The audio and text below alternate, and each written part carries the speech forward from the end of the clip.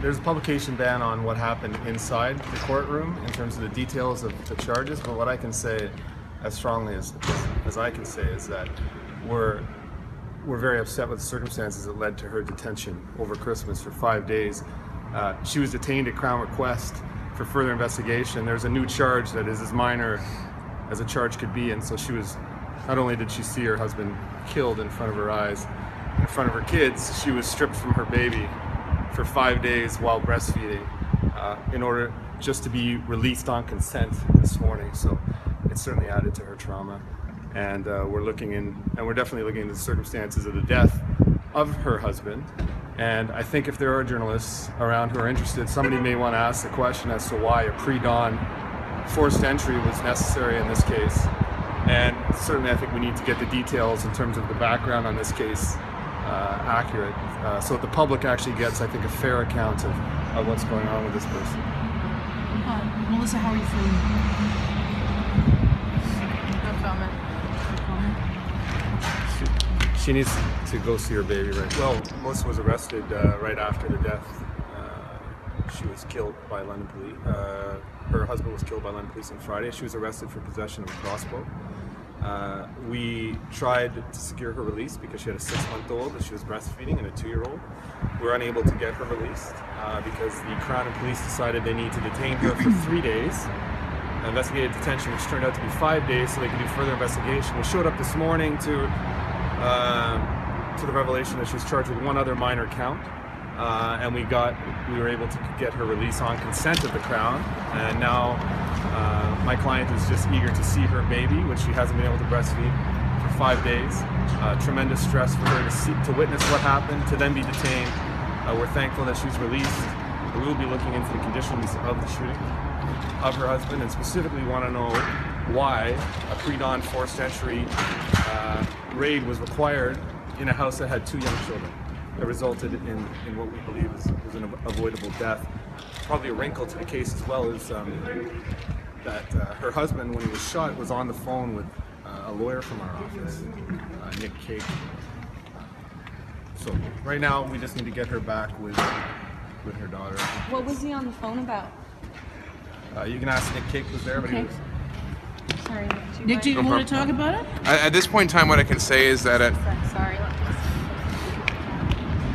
6:09 in the morning on December 23rd, Sam Maloney called my house and indicated to me that the police were raiding his home. In the background, I heard sounds that would be consistent with a search warrant, and I heard officers asking for Sam to show his hands. I explained to Sam that he needed to put his hands up or he would be shot. Sam agreed with me, and subsequently I heard 4 shots, and then the line went dead.